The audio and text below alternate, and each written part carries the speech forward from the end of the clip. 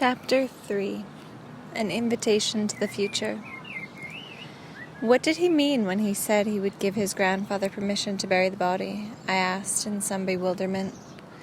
You will see for yourself and understand, replied Anastasia. A little while later, I saw Anastasia's great-grandfather alive, but no signs of any funeral. That was how he remained in my memory, alive and unfathomable. Anastasia was the first to sense her grandfather's approach. We were walking together across the glade at the time. All of a sudden, Anastasia stopped and gestured to me to stop as well.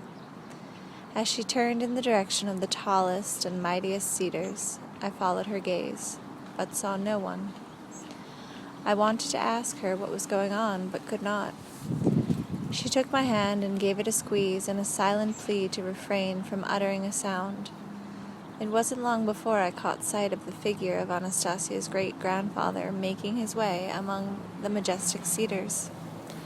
The majestic elder was wearing a long, light gray shirt, which went down below his knees. As he entered the glade at an unhurried but confident pace which betrayed no sign of aging, I noticed our son, his great-grandson, Volodya, trotting along beside him, holding his hand tight. The old man's own son, Anastasia's grandfather, followed at a little distance behind. It seemed that everybody, including me, felt some kind of solemnity surrounding the approaching encounter, and only the child accompanying the elder was behaving his natural and unaffected self.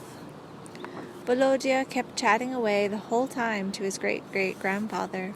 Occasionally, he would run slightly ahead and turn to look him in the eye, or suddenly stop, let go the old man's hand, and bend down to the grass to inspect something that had captured his attention, whereupon the old fellow would stop too. Then Volodya would take his hand once more and begin telling him animatedly about what he had seen, all the while leading him over to where we were standing.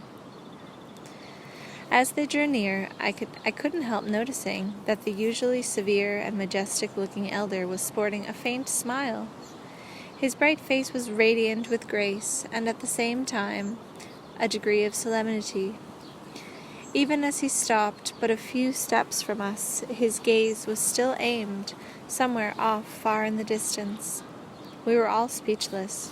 Only Volodya's voice was to be heard, speaking at a fairly rapid pace. Here, Grandpakins, here, right before you, are my papa and mama. They are good people. Even though your eyes cannot see them, Grandpakins, you can still feel everything. But I can see them with my eyes. You can look at what is good through my eyes, my dear Grandpakins, and that will be good for you too. Then, turning to us, Volodya all at once announced even more joyfully, Mama and Papa. A little while ago, when we were all swimming together, I realized something, and I have allowed the body of Grandfather Moisey to die. We have already found a spot for me to bury the body of my grandfather Moisey. Volodya pressed his whole head and body against Grandfather Moisey's leg. The majestic gray-haired elder carefully and tenderly stroked his great-grandson's head. The love, tenderness, understanding, and joy inherent in their mutual relationship was only too palpable. It made the conversation about burial all the more bewildering to me. In line with the way I was brought up, I felt like stopping my son and telling him his great-great-grandfather looked terrific, and still had many years ahead of him. That is what we always say, even to an elderly person who is very ill, and I wanted to say that to him. In fact, the words were already on the tip of my tongue when Anastasia suddenly gave my hand another squeeze, and I stopped myself from speaking my mind. Grandfather Moisey then turned to Anastasia and said, Granddaughter Anastasia, the space you are creating, how is it being limited by your thought? My thought and my dream have merged into one, without encountering any limitations, replied Anastasia. Whereupon Grandfather Moisey asked her another question. Human souls are accepting the world you are creating. Tell me, what energy is driving your creation? the same energy that grows a tree and unfolds the buds to turn them into the flowers we see. What kind of forces might interfere with your dream? When I dream, I do not visualize any interference. All the challenges I can see on my path ahead can be overcome. You are free in everything, granddaughter Anastasia. Order my soul to embody itself as you see fit. I cannot permit myself to order anybody's soul. The soul is free, the work of the Creator. But I shall dream, my dear grandfather, that your soul find a worthy embodiment in the most splendid garden you have ever seen. A pause ensued. Grandfather Moisey did not ask any new questions, whereupon Volodya once more began talking apace. Neither shall I order you, Grandpakins. Only I shall urge you most strongly to embody yourself soon once more upon the earth. You will appear once more, young as before, and will be my best friend. Or you will become someone else for me. I am not ordering, I am simply talking. My dear Grandpakins Moisey, let your soul be always within me and beside me. Upon hearing these words, the majestic elder turned to Volodya and slowly got down on one knee in front of him. Then, on both knees, bent down his gray head, raised the child's little hand to his lips and kissed it. Volodya put his arms around the elder's neck and started whispering something quickly in his ear. Then Grandfather Moisey got up from his knees with only one small child helping this very old man. Even now, when remembering this scene for the umpteenth time, I still can't figure out how it happened. They simply held hands, and the great-great-grandfather rose to his feet without leaning up on anything. Upon standing, he took a step in our direction and made a bow. Then, without uttering another word, he turned and held out his hand to Volodya.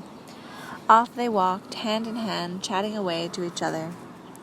The younger grandfather followed a few paces behind without interrupting their conversation. I now realized that Anastasia's great-grandfather was going away for good. He was going away to die.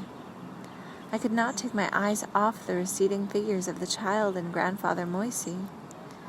Earlier, Anastasia had told me about her attitude toward modern cemetery rituals and funerals, and I even wrote about that in my previous books. She, and of course all the other members of her family who had either lived or were currently living in the taiga, believed that there should be no cemeteries. Cemeteries are like refuse dumps, places where people toss out the lifeless bodies of the deceased as useless garbage. People are afraid of cemeteries, they believe, because things happen there that go against the laws of nature. They believe that the relatives of the deceased, through their very thoughts about their departed loved ones as gone forever, prevent them from reappearing in a new earthly embodiment.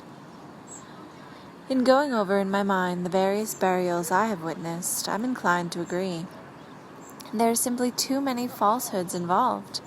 People practically kill themselves over a deceased family member, but after just a few years, well, you go to a cemetery and you rarely find a grave of someone who died 10 or 20 years ago well tended. In fact, at some untended grave sites, workers are already digging new pits. In the meantime, the people who are buried are forgotten by everyone. Nothing remains of their brief sojourn on the earth, and nobody even needs their memory anymore. If that is how they end up, why were they born in the first place? Why did they live? Anastasia says the bodies of the deceased should be buried in their own domain with no special headstone to mark the burial place. The grass and flowers, trees and bushes that come up will be the continuation of the life of their bodies. That way, the soul, upon leaving the body, is afforded greater opportunity for splendid reincarnations. In the kin's domain, the thoughts of the deceased, before they die, will have been creating a space of love. Their descendants will stay on to live in this space, in contact with everything growing therein, which means keeping in contact with the thoughts of their parents as they take loving care of what their parents have created. And the space itself will take care of those living therein, consequently maintaining one's earthly life forever. But what about people who live in the cities? How are they to get along without cemeteries? Well, perhaps their lifestyle will give them pause to reflect, at least in their old age, on how they shouldn't live a life devoid of thoughts of the future for eternity. And I am in agreement with Anastasia's philosophy. But it is one thing to agree in thought, quite another to witness the departure of a great-grandfather in real life. Though in this case he, or rather his soul, will not die. It will evidently stay somewhere in the vicinity, or very quickly embody itself in a new life, most certainly a good one. After all, neither Anastasia nor our little son, nor her grandfather, nor even great-grandfather himself, is projecting any kind of tragedy, or even in their thinking. They have an entirely different approach to death from ours. From them, it is not a tragedy, but simply a transition to a new and splendid existence. Stop. Even great-grandfather himself showed no sign of grief. Quite the opposite. So that's it. That's the ticket. When you go to sleep overwhelmed by heavy, dark, and unpleasant thoughts, you will most probably have a nightmare. If you go to sleep with bright thoughts, you will have pleasant dreams, says Anastasia. And again, death is not a tragedy. It is only a dream. Shorter or longer, it makes no difference. Man should enter into any dream contemplating what is beautiful. Then his soul will not suffer. Through his thoughts, man can create a paradise, or anything else, for his soul. And great-grandfather knew this. He did not suffer. But what was it that brought him such obvious joy? During those final hours, something happened. He wouldn't have been smiling like that just for no reason at all. But what did happen? I turned to look at Anastasia and saw. There she was, standing a little distance away from me, her arms outstretched to the sun and whispering. It seemed some kind of prayer. The sun's rays would hide themselves behind a cloud, then shine brightly, reflected in a single tear rolling down Anastasia's cheek. But her face showed no sign of sadness, only peace. After whispering, she listened, as though somebody were answering her. I stood and waited, not daring to approach her or even utter a word. It was only when she turned, caught sight of me, and headed over my way, that I asked, "Were you praying for the peace of your great-grandfather's soul, Anastasia?" "My great-grandfather's soul will rest in peace, and its earthly life still lies ahead when the soul itself desires it. I was actually asking about our son, asking the Creator to furnish him with greater strength. Our son, Vladimir, has been doing works undertaken by few people today. He has now accepted within himself all of great-grandfather's strength, which great-grandfather imparted to him with his soul. Because he is still in the process of maturing, he will find it difficult to contain the multitude of diverse energies within him as a single whole." "But why?" I asked. "After all this happened, did I not notice any particular change in our son?" "Our son, Vladimir, uttered some special words before great-grandfather knelt in front of him. He uttered words whose meaning is comprehensible only to those who are able to fathom the process of the Creator's work.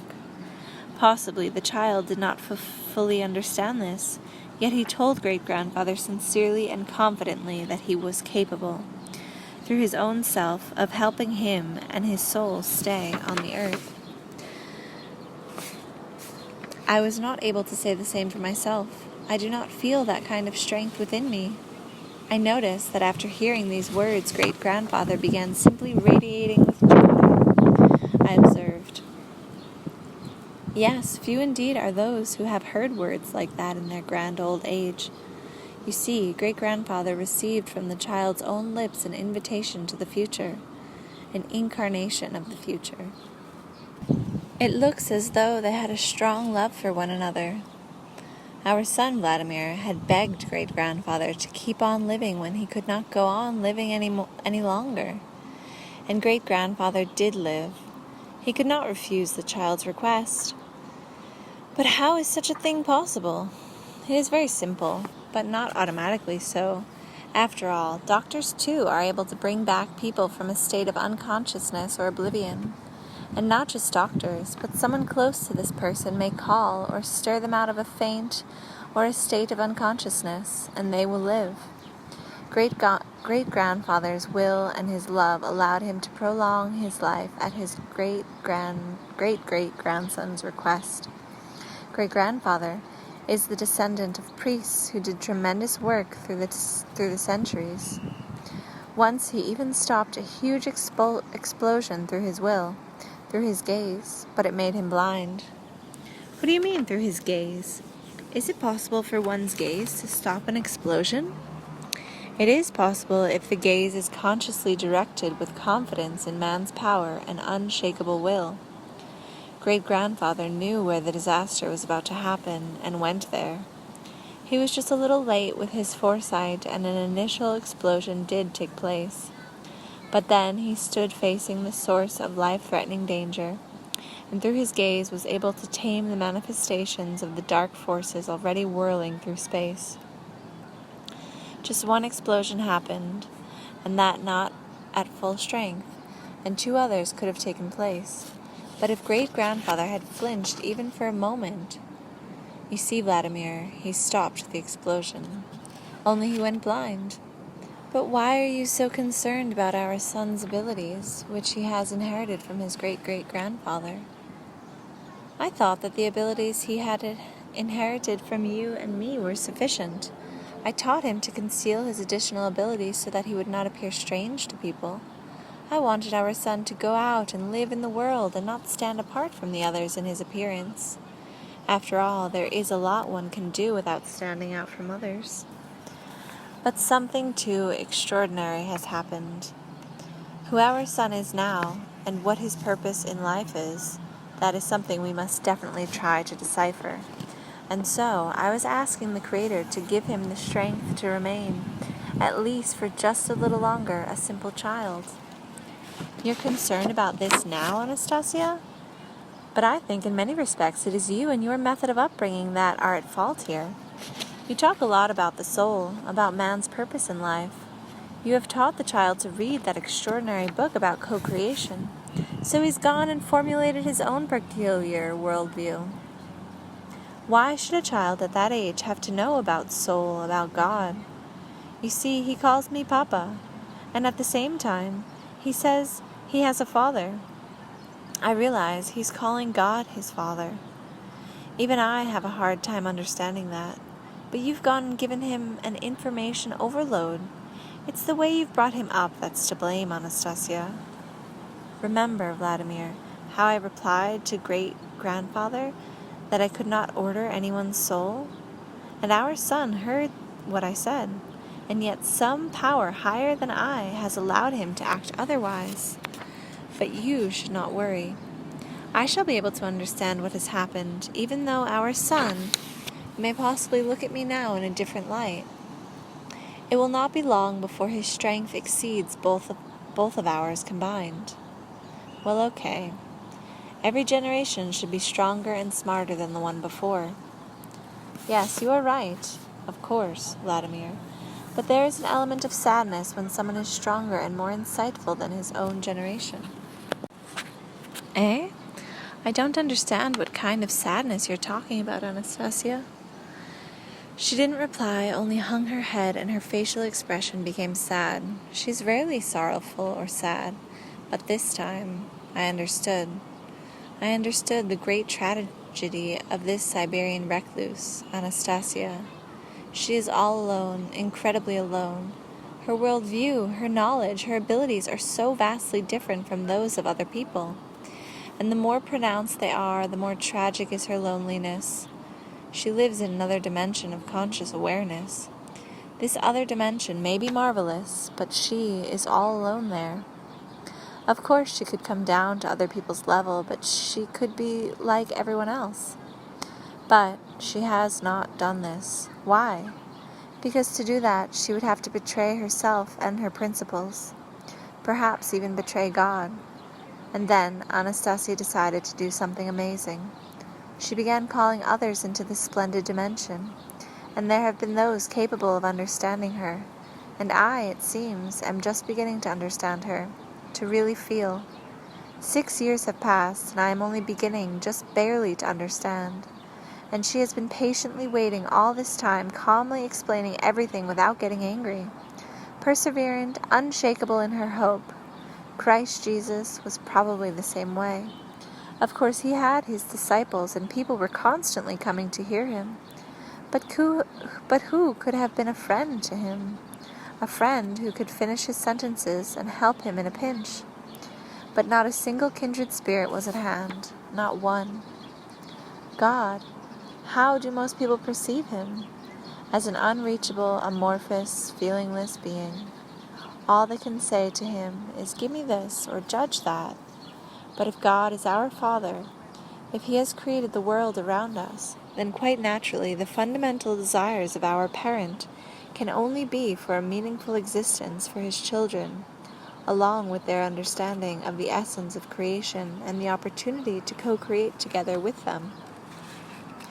But how can we talk about a meaningful existence when we constantly trample down everything God has created around us, trample on his thoughts, and yet all the while engage in various forms of worship to someone, only not him? But he doesn't need to be worshipped. He is waiting for our cooperation. But we can't even comprehend such a simple truth as, if you're the Son of God and can understand your Father, just take 1 hectare of land and create a paradise on it, bringing joy to your Father. But no, all mankind is striving for something like crazy. But what? Who is that? Who is it that is constantly making idiots of all of us? And what does he, our Father, think when he sees all this earthly debauchery? He watches and waits for his earthly sons and daughters to wake up and come to their senses. He watches and causes the sun to illuminate the whole earth so his children can breathe. How are we to comprehend the essence of being? How are we to make sense of what is really happening to us? Is it mass psychosis, or the deliberate influence of some kind of forces? What forces? When will we be free from them? Who are they? Chapter 4. A Dormant Civilization. This conversation took place on the 2nd day of my stay. Anastasia and I were sitting quietly together in our long-time favorite spot by the lake. Evening was coming on, but the cool evening freshness had not set in. A barely perceptible breeze fanned our bodies from constantly changing angles, as though designed to delight us with the many and variegated fragrances of the taiga. With just a trace of a smile on her face, Anastasia contemplated the mirror surface of the lake before us. She seemed to be waiting for me to ask her the questions I wanted answers to. Only somehow I wasn't able to reduce my questions to a brief and concrete formulation. It appeared that what I managed to formulate in my mind did not reflect the main thing I really wanted to know. So I approached it circuitously. You see, Anastasia, here I am writing books using many of the words you have given me, even though I don't understand all of your words right off. But it's not so much the words, but the reaction to them that has me baffled most of all. Before I met you, I was a simple entrepreneur. I worked and, like everyone else, wanted to make as much money as I could. I could afford to enjoy a drink and have a rousing good time, but nobody laid into me or my company's workers with the kind of criticism that the media is now overwhelming me with. Strange as it may seem, back then nobody faulted me for earning money. But as soon as the books came out, some personages began right off publishing articles saying I was nothing but a gold digger, if not a charlatan and a bigot. It'd be okay if it were just me, but they've also gone and insulted my readers too, calling them bigots and fanatics. All goodness knows what they write about you. Either they argue that you don't exist at all, or they say you're the queen of the heathens. It's funny how everything's turned out. Here in Siberia, there are a lot of minority ethnic groups with different cultures and beliefs. Some of them still practice shamanism, and nothing bad is ever said about them. On the contrary, They say these people's cultures need to be preserved. And here you are, all alone, well, apart from your grandfather and great-grandfather, and now your son. You live all alone here. You don't ask for anything, and yet the words you say provoke a storm of emotions. Some people absolutely delight in the words you say and get all excited and start acting on them, while others attack you with unabashed fury and anger. Why is that so? And you, Vladimir, can you not answer this question yourself? Myself? Yes, yourself. I've got very strange thoughts running through my head. I get the impression that out there in human society there are some kind of unknown people or forces who will do everything they can to make people suffer. These forces thrive on wars, the drug trade, prostitution, and disease, and on their constant increase. How else to explain it? They don't attack books about murders or magazines with half-naked women, but there's something about books on nature or books on the soul that isn't to their liking. And in your case, it's even more peculiar. Here you are calling upon people to build their paradise domains for happy families, and many people are strongly behind you in this endeavor. And not just in their words, people are starting to act. I myself have seen people who have taken land and begun working it, as you said, building their own kin's domain. These include young and old, rich and poor, and yet somebody's really uptight about that. And the media is constantly trying to distort what you say. They resort to outright lies, to put it bluntly. I can't understand how the words of a single woman living in the taiga and apparently not bothering anyone can be so powerful. And why would anybody try to engage in direct conflict with your words? There's also the claim that behind those words of yours lurks some kind of great power, occultism, maybe. And what do you think? Is there a power behind them, or are they just words? I think there must be some kind of occult power in them, yes. That's what some of the esoterics are saying. Be careful, Vladimir, and try not to take in what others say. Try listening instead to your own heart and soul.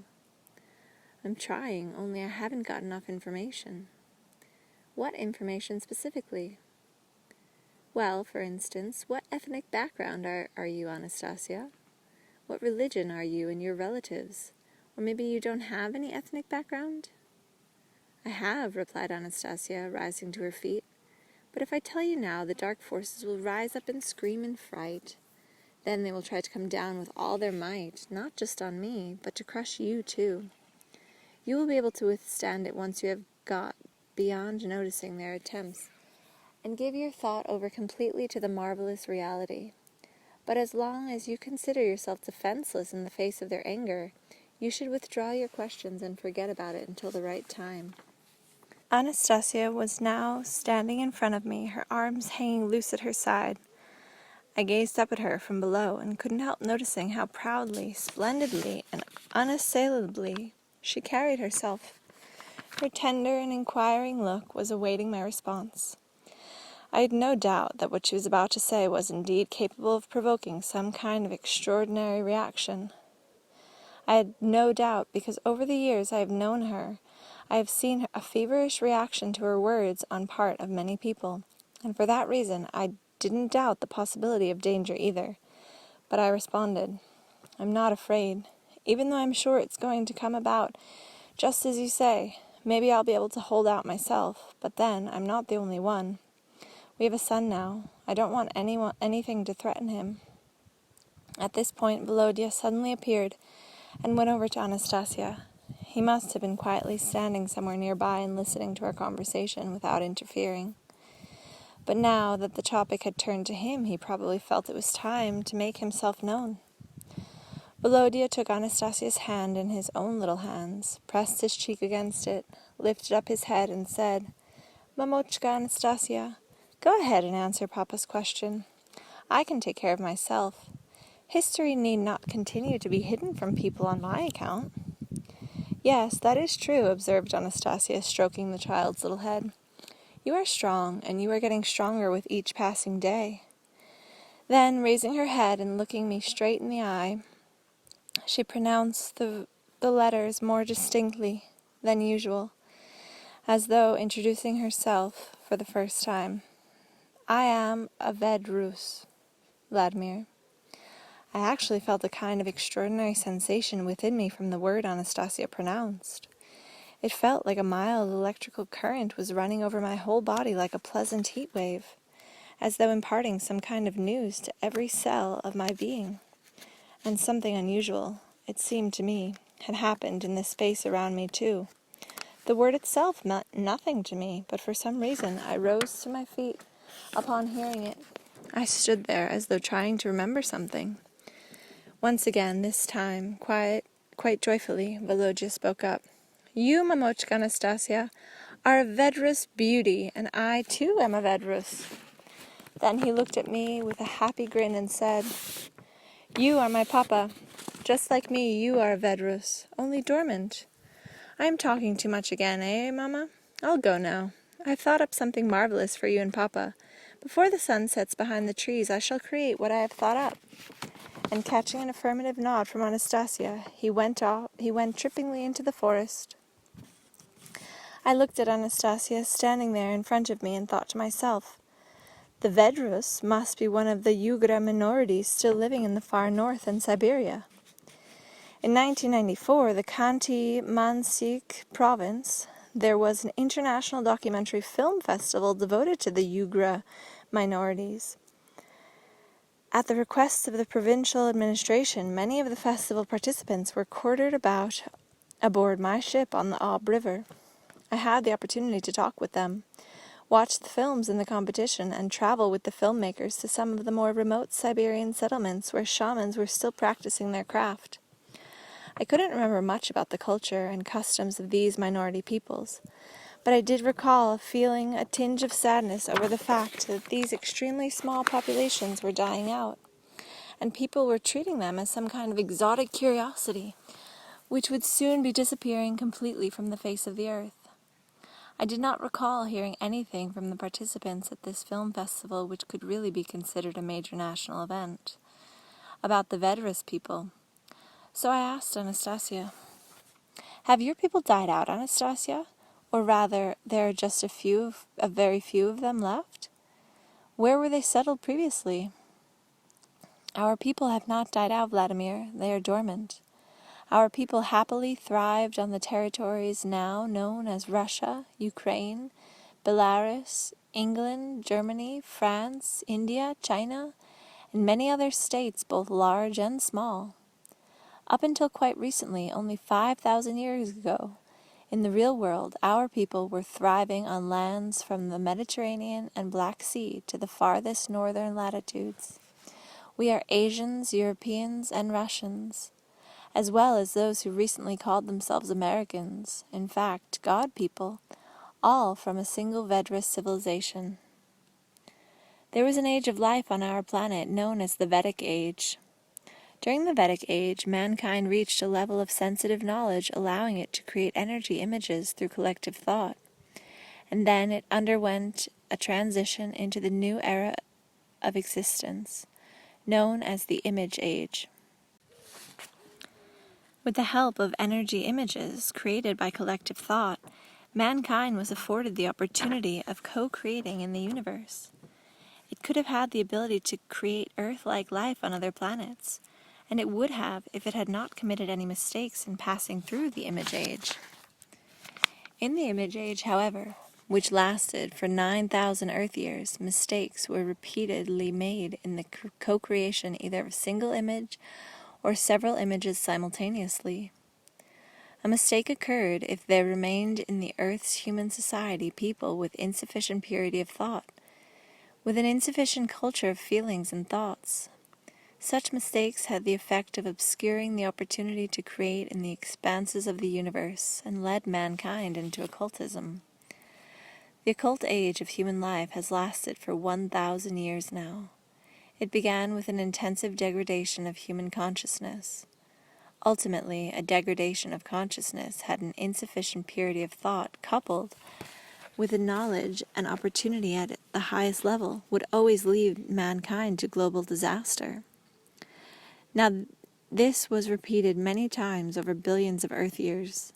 Now we are in mankind's occult age, and as always, a disaster of global proportions was supposed to take place. It was supposed to, but the deadline has passed. We have now passed the end of the occult millennium. Now it is up to everyone to take stock of their purpose, their essence, and where the mistake was made. We should help each other in mentally retracing the course of our history in the opposite direction and pinpoint the mistake. Then an era of joyous life on the earth will be ushered in. An era such as no one has ever witnessed before in global history. The universe is anticipating it with bated breath and great hope. In the meantime, the forces of darkness are alive and prevalent, feverishly trying to control people's minds. But for the first time they failed to notice the Vedras' unusual behavior back 5,000 years ago. When an image was born by a perverted consciousness upon the earth, an image which desired to exercise control over everybody, that was when the first war began. It was under the influence of this image that people started killing each other. This has happened many times on Earth just before a global disaster. But this time, for the first time, the Vedras civilization did not enter the fray in a non-material plane. Instead, the Vedras fell asleep on their territories, both large and small, switching off a part of their consciousness and feelings. Man's life on Earth seemed to carry on as before. Children were born, houses were built, the decrees of the attackers were obeyed. It seemed as though the Vedras had submitted to the dark forces, but therein lay a great secret. By falling asleep, the Vedras, unconquered, remained alive on all planes of being. And this happy civilization is dormant right to this day, and will continue to sleep until those who are awake search out the mistake in the image creation. That same mistake that led the Earth civilization to its present-day situation. Once the mistake has been identified with absolute precision, the dormant ones may hear the words of those who are awake and begin to rouse each other out of sleep. Just who thought up this particular move, I cannot say. It is probably someone very close to God. You, as a Vedras yourself, should try to wake up, at least a little, and take a look at the course of history. Our people went to sleep on various continents. 3,000 years ago, they were thriving only on what is now Russian territory. At that time, the age of the dark forces had already come upon the earth, and the Vedras continued their happy existence only on the island now known as Russia. They very much needed to hold out another 1,000 years. They had to decide how to convey their knowledge to future generations, figure out what was happening on the earth, and determine how repetition of the mistake could be avoided in the future. They managed to hold out another 1,500 years on this island. They fended off the attacks, but not on a material plane. The darkness had already taken control of people's minds over the whole earth. The priests placed themselves above God and decided to create their own world of the occult. They had already managed to intoxicate a third of the world. But all the forces of darkness could do no harm to our people on this island that is today called Russia. It was only 1,500 years ago that this last island, too, fell asleep. The civilization of the earth, the people who knew God, fell asleep in order to awaken to the dawn of a new reality. The forces of darkness supposed that they had succeeded in destroying this people's culture and the aspirations of their soul forever. This is why they are trying so hard to conceal the history of the Russian people from those living on the earth today. In reality, there is much more to the story. In covering up the history of the Russian people, which can serve as a stepping stone into the world of the beautiful, they are actually trying to cover up the joyously living civilization of the earth, cover up the culture, knowledge, and feeling of knowing God which are inherent in that glad civilization your forebears were part of. Wait, Anastasia, could you tell me a bit more specifically about this extinct, or as you put it, dormant civilization, using simpler terms easier to understand? And can you prove the existence of this civilization? I can try using simpler words, but it will be 100 times better if each one tries to visualize it for themselves. But is it possible for everyone to see what happened 10,000 years ago? Yes, it is, only in varying degrees and detail. But everyone can get an overall feeling of it, and even see one's forebears and one's self in this joyous world. How can everyone do that? How can I do it, for example? It is all very simple. To start with, Vladimir, try to evaluate and compare events you are familiar with just with your own sense of logic. When questions come up, find your own answers to them. What do you mean by logic? How can one learn about the history of Russia, let's say, by logic? Anyway, you said that our Russian history and culture have been destroyed or hidden from all the people of the earth. But how can I, or anybody else for that matter, verify what you say using just logic? Let us try reasoning through this together. I can do a little to help you get in touch with history. Okay then, what needs to be done to start with? To start with, you should answer yourself a question. Which one? A very simple one. Remember, Vladimir, the history textbook you brought for our son. It is called A History of the Ancient World. There are chapters in it discussing the history of ancient Rome, Greece, China. But they describe what Egypt was like 5,000 years ago. But nothing is said about what Russia was like during this time. Never mind 5,000 years ago. Russia's history and culture, even from 1,000 years ago, are kept in the strictest secret. The textbook is written in the Russian language, aimed at Russian children, but there is not a word in it about the Russia of only 2,000 years ago. Why? Why? I echoed. Indeed, a most peculiar situation. A Russian textbook on the history of the ancient world, and nothing said about Russia itself. Not a word about the history of the Russian people, either during the time of ancient Rome and Egypt or even later. Strange, very strange, as though there were no Russian people living there during those times. In trying to recall what I knew of history, I remembered hearing about the existence of the ancient philosophers of Rome, Greece, and China. I never read their works, just heard about them. I also knew that their works were accepted by society as brilliant and outstanding. But I could not recall a single Russian philosopher or poet of that time. Indeed, why? Aware that Anastasia wanted me to try to figure out the answer myself, I said, "Neither I nor anyone else can answer this question, Anastasia. It's a question that's probably not possible to answer." It is possible. Only one must not be lazy in one's logical reasoning. You see, we have come to our first conclusion. The history of the Russian people is unknown not only to the world at large, but to the Russians themselves. Do you agree with this, Vladimir? Well, maybe not entirely unknown. We still have descriptions of what happened 1,000 years ago.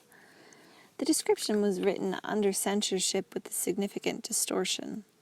Besides, the commentaries are the same for every historical event. Russia's past millennium, the Christian era, is like a single day of history. We have Christianity in Russia still today, but can you tell me what preceded it? They say before Christianity, Russia was a heathen land. People worshipped various gods, but the description is very superficial. There are no writings or even any legends about that period. There are no descriptions either of the political systems or of people's way of life. So you have reached conclusion number 2. The Russian people had a different culture then. Now use your logic and tell me under what circumstances do attempts arise to hide or distort history? Well, there's a clear answer to that question. People try to falsify history when it's necessary to show the benefits of following a new order, a new authority, a new ideology. But to completely conceal any trace of it, wow, that's incredible. The incredible happened, Vladimir. It is an incontestable fact. Now, tell me something else, and do not slacken in your thinking, please. Did this fact come about all by itself, or is it the result of a deliberate effort on somebody's part? Judging by the fact that people have always burnt books when they wanted to stamp out knowledge or ideology, I would say that someone deliberately stamped out all knowledge about pre-Christian Russian culture too. Who do you think would have done that? Who? Most likely the ones who were imposing a new culture and religion on Russia. One might say that, but possibly there was somebody behind it, somebody controlling the new religion and those who imposed it. Someone with their own agenda? But who? Who can control religion? Tell me. You are still looking for answers from the outside. You are too lazy to search for them within yourself. I can give you an answer, but an outside answer may seem to you incredible. It may provoke a degree of doubt. Everyone can hear the answer within themselves, once they have liberated their soul and logic and awakened even just a wee bit from sleep. It's not that I'm lazy. It's just that searching for answers within myself will take a lot of time. Better you tell me yourself what you know about history. If I start having doubts, I'll question you further. I shan't just take your story for granted, but I shall verify it by logic, both now and later on, as you suggest. Let it be as you wish, but I shall merely give you a rough outline of the whole and let everyone to try and fill in the details as they perceive them. Today's reality, along with the past and the future, is something that needs to be determined only within oneself, with one's own soul.